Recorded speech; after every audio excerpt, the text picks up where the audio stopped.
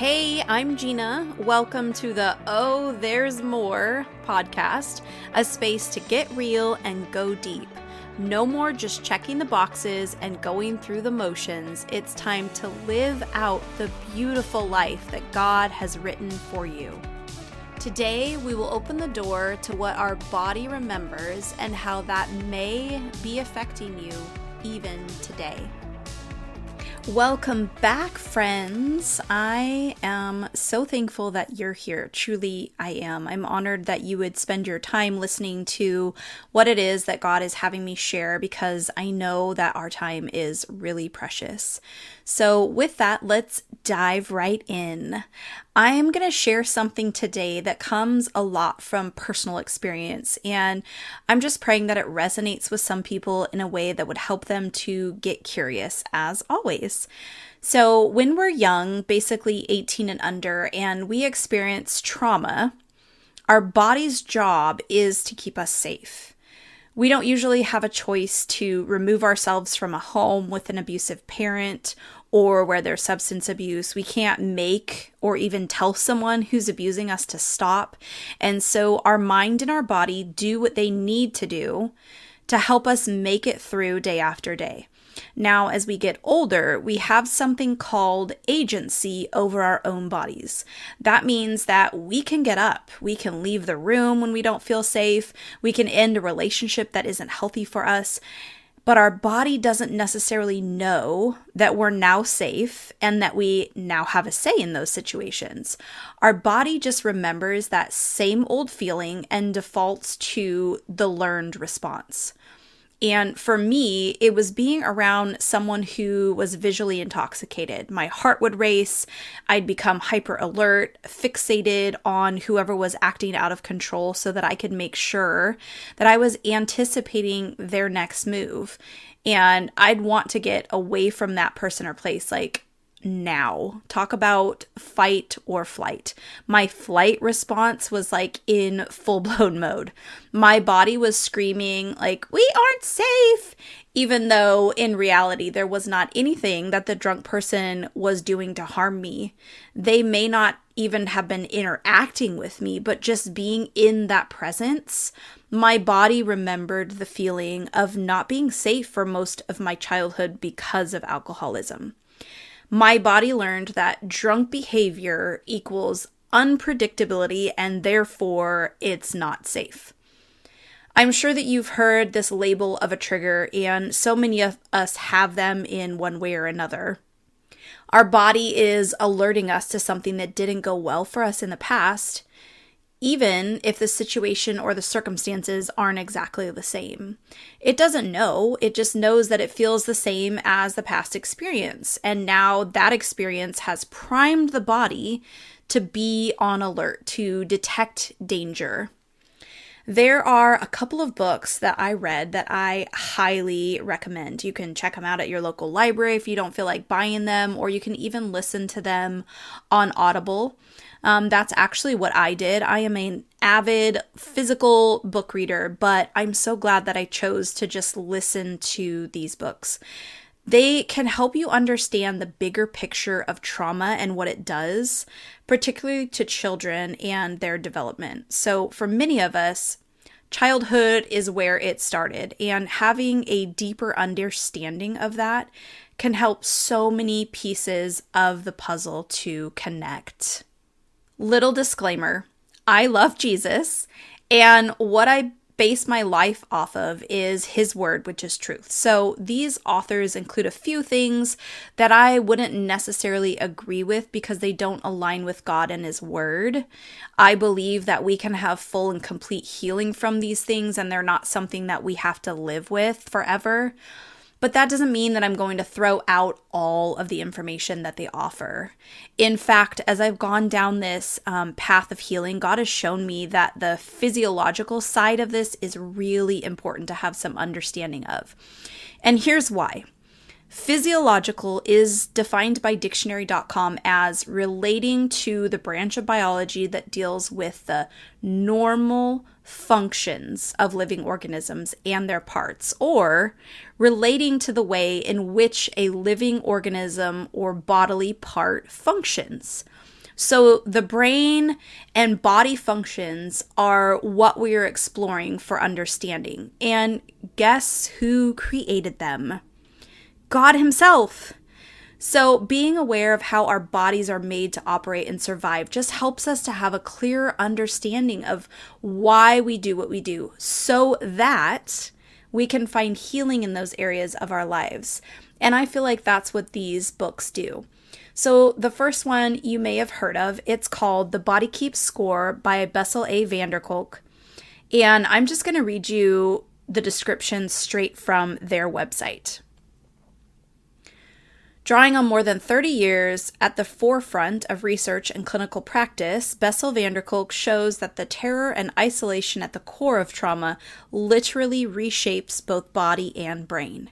New insights into our survival instincts explain why traumatized people experience incomprehensible anxiety and numbing and intolerable rage, and how trauma affects their capacity to concentrate, to remember, to form trusting relationships, and even to feel at home in their own bodies.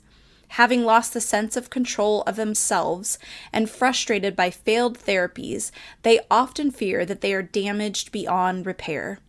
This book was so eye-opening for me, just to have that connection of like, oh, these things are happening in my body because of what happened so long ago. And it began to just help me see so much that I needed clarity on.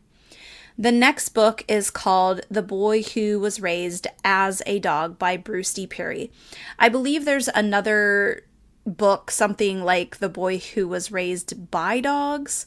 I actually think I even read that many years ago, but this is not the same book. This book has different content in the sense that it talks about multiple stories. And I'm going to give you a different disclaimer on this book.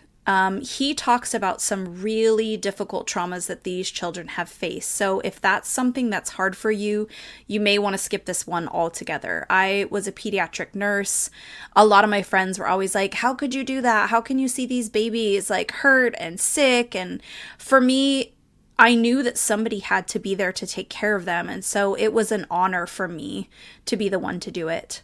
So just keep that in mind if you pick it up and you're like, oh my gosh, Gina recommended this book and it is horrible. So I'm going to read the description for this one as well. Child psychologist Bruce Perry has helped children faced with unimaginable horror. Genocide survivors, murder witnesses, kidnapped teenagers, and victims of family violence. In The Boy Who Was Raised as a Dog, he tells their stories of trauma and transformation through the lens of science, revealing the brain's astonishing capacity for healing. Deftly combining unforgettable case histories with his own compassionate, insightful strategies for rehabilitation, Perry explains what exactly happens to the brain when a child is exposed to extreme stress and reveals the unexpected measures that can be taken to ease a child's pain and help them grow into a healthy adult. Through the stories of children who recover physically, mentally, and emotionally from the devastating circumstances, Perry shows how simple things like surroundings, affection, language, and touch can deeply impact the developing brain for better or for worse. And I loved this book because it gave me hope that even in the places where great damage is done, it's not all lost. And as I mentioned, my trigger was people who were obviously intoxicated. I was around 3 when my parents divorced, and my brother and I were separated and went with different parents. I was with my mom, he was with my dad. So here I am at like 3 years old, and suddenly more than half of my family is just gone. And shortly after, my mom got remarried to an alcoholic. Divorce is already traumatic for children to go through, but these additional factors played a role in my childhood trauma as well. And my body would go into this full-blown freak out mode. A while back, I was faced with a situation where I needed to go check on someone that had been drinking heavily and was hurt. And as a former nurse, like the medical part of their need for help was no big deal to me. It was more the fact that I was going into a situation where I didn't know how affected they were and how they would behave because of the alcohol. I held it together while I was there. I felt like I almost put on this tough exterior while I was in this crisis mode. But as soon as it was over and I left, I could feel this flood come over my body. I realized that I had done a lot in my adult years to minimize contact with people that were drinking. I just would avoid situations where I knew that was going to be going on. And that little girl in me could feel all of these awful feelings again. In that moment, I had to acknowledge that little girl who didn't feel safe because of someone else's choices. I'd never before truly felt the weight of that, of what I had faced as a child in that way. And I grieved for her, for me. I cried and I went for a walk because when you move your body, it helps dispel those hormones from the flight or fight response within you. And maybe an hour later, I felt back to my normal self again for the first time. Usually the effects of a trigger like this would linger so much longer. But there was something that happened in that experience that helped my body know that it was actually safe. It's experiences like these that, while they're uncomfortable in the moment, they help to retrain the body to know, hey, you're going to be okay. There's something called the window of tolerance, and it refers to how when you're triggered, the body will either go into this state of hyper arousal or hypo arousal. And hyper, which means over or in excess arousal, so overly aroused, can look like anxiety. It can look like anger, overwhelm, the feeling of wanting to just get the heck out of there and run away. And hypo, which means under or below, so like a lower arousal state than normal, can look like disconnecting or zoning out or even becoming numb or frozen. And being in situations where you can experience that trigger in a way that allows you to feel safe enough, but still letting you step into it some, allows that window of tolerance to get bigger. It's a place where your body is able to see, oh, I was okay. I don't have to have such a big reaction. You see that you're safe and that you have a different say this time. And to be able to recognize what's going on and walk through the steps of helping your body get to a state of being regulated again is such a powerful place to be. Because let me tell you, you may be familiar with this. When your body goes into that state, it feels very out of control. And there are many ways that you can help increase this window of tolerance. But please don't just take my experience from this podcast episode and throw yourself into something that feels unsafe so that you can, quote unquote, get over it. That is not the goal here. Yes, healing is the whole point, but we don't want to do it in a way that causes more harm to ourselves. We need to make sure that we're offering ourselves love and care that we need. So make sure that you've gotten to this place where you have the tools that you need to navigate it well before you just go throw yourself in situations, okay? There have been several studies done that connect these physical ailments in the body to trauma that someone has experienced. And the connection between what we've endured and the effect on the body is really eye-opening. They've seen a connection to higher heart attack rates in older age, a connection to even autoimmune diseases. It's really interesting. And while it is surprising, at the same time, like, why would they not be connected, right? We're created as body, soul, and spirit. So when we're in a situation that's past that threshold of what we can handle, of course something would take place, right? the body feels all that's happening, even if the mind or the soul separates and takes us somewhere else, not physically, but mentally. But we don't become a disconnected being. We're all of those things in one.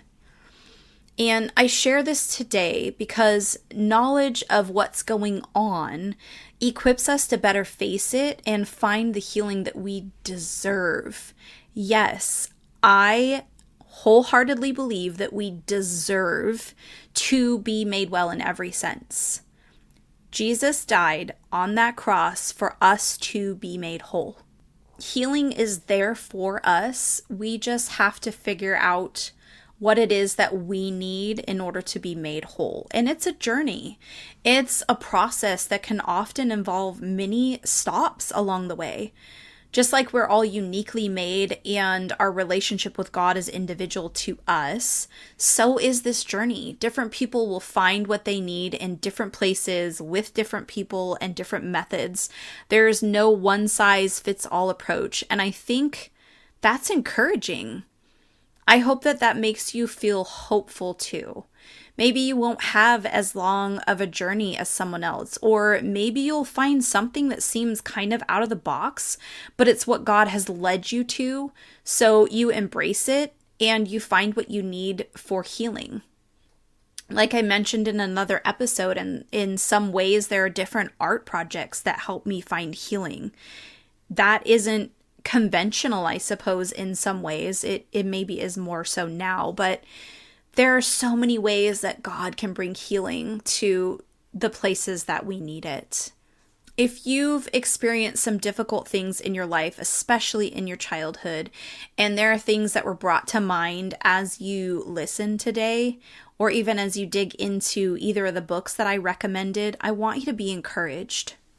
I know that probably sounds odd to say, but when the parts of our soul that are shattered are revealed, it means that we can find the healing that we need and become more whole.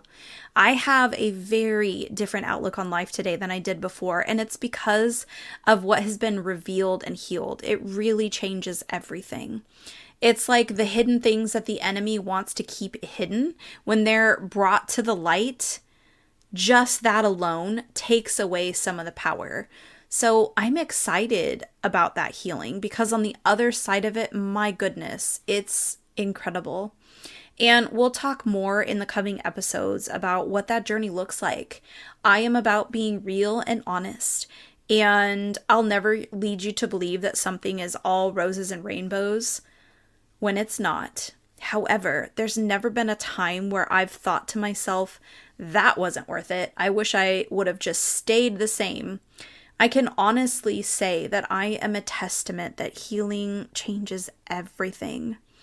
So thank you for sitting with me today. I love y'all, and I hope that the door that was opened for you today will bring you to places that you've needed to go for the sake of your own healing, and that you walk through them. If you enjoyed this episode and you'd like to help support the podcast, please subscribe, leave a rating or review, and share it with your people. You can go to my website, ginapeak.com, to find extra resources and info. Until next time.